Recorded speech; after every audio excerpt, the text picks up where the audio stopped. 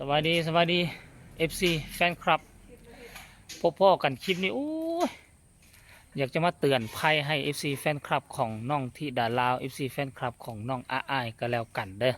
โดยเฉพาะ2 FC นี่เนาะก็อยากเตือนไปน้ำมันน่ะตัวน้องอาอายตัวน้องธิดาลาวได้ดอกเป็นศิลปินที่อายุน้อยที่สุดในบรรดากลุ่มศิลปินหมอลำที่อยู่ในเมืองไทยเนาะแต่ก็โดยความเป็นห่วงเป็นใยเศร้านี่ก็เฮ็ดคลิปแตกต่างกันแน่น้อยนึงเพราะว่ามันจะบ่มีคลิปข้อมูลข่าวสารเกี่ยวกับ2ศิลปินนี่เรื่องนี้นั่นเรื่องนี้ดอกแต่ว่าเจบ่เราอยากจะมาเว้าก็คือว่าเห็นบ่มันมีความแตกต่างบ่เนี่ยนี่นะโอ้หนาวแล้วเห็นบ่คือมันอากาศหนาวลงมาแบบมันตกหวบลงมาทันทีน่ะคือเช้ามื้อนี้จะอยู่ประมาณ17องศาซึ่งอยู่ในนครหลวงเวียงจันทน์เนี่ยคันท่าว่าเย็นขนาดนี้ถือว่ามันเย็นนักเย็นหนาเด้17-18องศานี่นะขั้นกรณีมา17-18องศาตอนที่เจเบาเล่าอยู่ทั้งหลวงพระบางนี่หลวงพระบางก็จะอยู่ในราว15องศา15องศาโอ้โหขั้น15องศาอยู่หลวงพระบางนี่คือค่อยจำได้ตอนค่อยอายุซ้ำอ้ายซ้ำที่ด่าลาวนี่นะคือค่อยบ่ออกเฮือนเลย3 มื้อโรงเรียนก็สั่งพักเลยจำได้ตอนนั้น13องศานี่โรงเรียนพักเป็น3-4 มื้อพุ่นน่ะคือมันไปเฮียนได้แต่ว่ามันมือมันแข็งแม่สิจับปากกาเขียนก็ต้องเขียนบ่ได้แข็งอยู่นะตอนนั้นนะก็เลยโรงเรียนสร้างพักประมาณ2-3 วันพุ่นน่ะอันนี้เขตบ้านของเจบอลาวอยู่เมื่อวานนี้ FC หลายคนก็น่าจะเห็นแล้วแหละอันเห็นทางเข้าบ้านเนาะทางเข้าบ้านจะอยู่พุ่นนี่อันน่ะผ่านป่าตัวนี้ไปป่าตัวนี้นกกดปืดนกนี่ครบหลายเลยเต็มเลยเนี่ยงูก็มีเวลาเขาฤดูฝนมางูเข้าเฮือนโอ้ยคือโคมและตัวนี้ก็เป็นเส้นทาง4 แยกนะมันจะเป็น4 แยกแล่นไปสุดบนอันน่ะ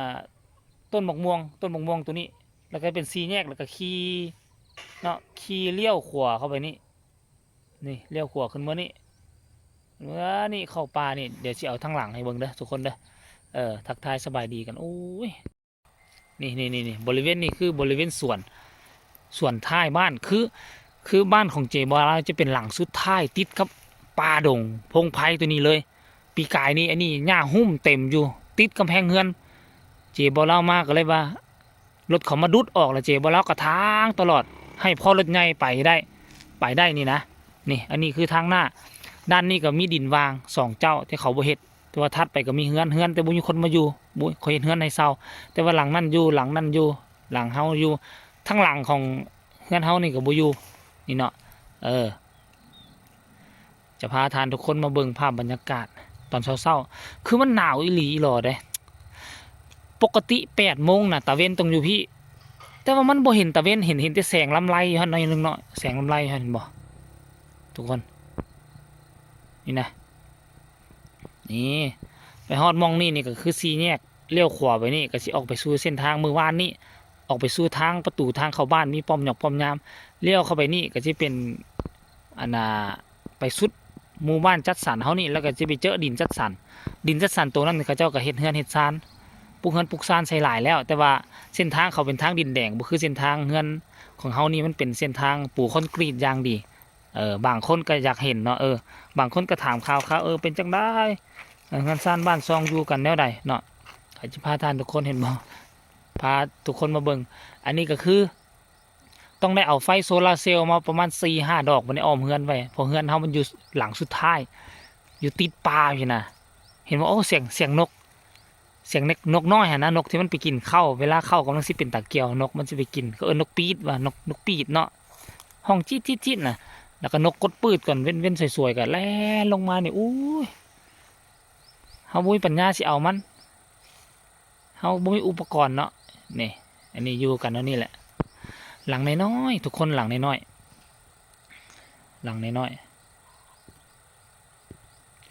อยู่แบบติดป่าติดดงนี่เห็นบ่อันนี้ก็เป็นคอกไก่ตอนหน้าทัดคอกไก่ไปก็จะเป็นคอกกบเนาะคอกกบเลี้ยงกบพอได้อยู่ได้กิน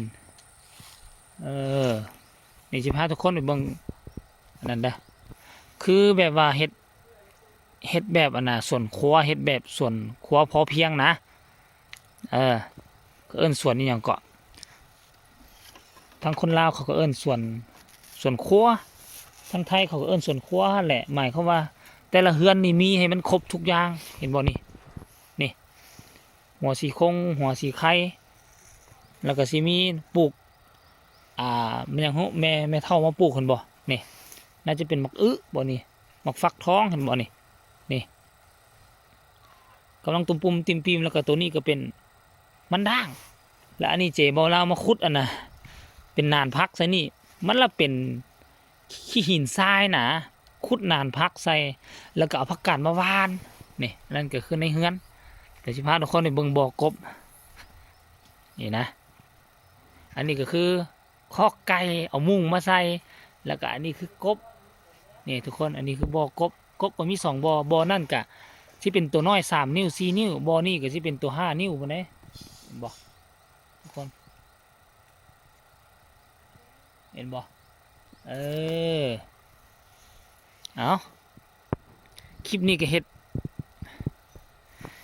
คลิปแบบแปลกๆหน่อยนึงเนาะแปลกเป็นคลิปแบบว่านำเสนอซะนำเสนอขั้นสั้นบ้านซองของเจบ่ลาวอยู่หลายคนบางคนก็ถามบางคนก็อยากฮู้เด้นี่นะนี่ทางหลังบ้านก็เป็นป่าแล้วนี่แหละทางหลังบ้านเห็นบ่ทางหลังบ้านนะแต่ว่าก็สามารถไปได้นี่ขี่รถออกไปได้ออกไปสวยวิทย์หลังนี้ไปก็จะเป็นส่วนสาธารณะหมู่บ้านติดกับทางใหญ่ของหมู่บ้านของพวกเฮานี่และตัวนี้นี่หมากอันนี้เห็นบ่ก็เอิ้นว่าหมากหยังก็หมากภาษาไทยเอิ้นว่าหมากเล็บแมวทั้งบ้านเจบ่ลาวเอิ้นว่าหมากหนามครอบเห็นบ่หนามครอบเห็นบ่หนามครอบนะบักอะไรทุกคนเห็นบ่ทั้งว่าน้องที่ดาลาวนี่ฮู้100%ทั้งฝั่งไทยก็ฮู้คือกันแต่ว่าทางฝั่งไทยนี่จะเอิ้นว่าหมากเล็บแมวเนาะเอิ้นว่าหมากเล็บแมวแต่ว่าฝั่งบ้านเจบ่ลาวเอิ้นว่าหมากหนามครอบแล้วก็เผือกมันเต็มอยู่ในป่านี่นะแต่ว่าบ่มีปัญญาเอาบ่มีปัญญาเอานี่อันนี้ก็คือกันกลายเป็นบ่อนทิ่มขี้ยุกขี้เยื่อนของจัดสรรของหมู่บ้านล่ะเขาเจ้าคนมาทิ่มไว้นี่โอ้คนมาทิ่มแล้วก็จูดคนมาทิ่มแล้วก็จูดเพราะมันใกล้เฮือนเฮาคันว่าเฮาบ่จูดบ่เผาทิ่มมันก็คือว่ามันใกล้เฮือนเฮาโพดเนาะเอาทุกคนเลยคลิปนี้ก็น่าจะเตือนภัยฝากฝังให้กับ FC น้องที่ดาลาวกับ FC อายสกุลนพรก็แล้วกันเด้อให้ระมัดระวังเนาะยามหนาวเข้ามาฮอดแล้วเดี๋ยวมันจะเจ็บจะไข้จะป่วยได้ง่ายโดยเฉพาะคือศิลปินน้อย2 คนนี้ถ้ามันเจ็บมันไข้มันป่วยแล้วพวกเจ้าก็บ่ได้ไปขึ้นเวทีคันบ่ได้ขึ้นเวทีก็บ่ได้เงินบ่ได้คำได้เพราะฉะนั้นเราให้ระมัดระวังรวมทั้ง FC ทั้ง2ศิลปินนี้ก็เช่นเดียวกันทุกคนต้องมีภาระหน้าที่ต้องเฮ็ดว่าถ้าหากว่าพวกเจ้าเจ็บไข้ได้ป่วยยามหนาวแบบนี้รายรับพวกเจ้าก็สิตกไปมันก็จะยุ่งครอบยุ่งครัวพากันมานอนเฝ้ากันอยู่โรงพยาบาลเนาะคลิปนี้ก็ฝากให้ทุกคนกดไลค์กดแชร์กดติดตามให้แน่ถึงว่าบ่มีข่าวๆเกี่ยวกับเรื่องศิลปินก็เฮาก็เอาข่าวๆเรื่องการเตือนภัยมาบอกมากล่าวกันสำหรับคลิปนี้ฝากไว้สำนี้เด้อ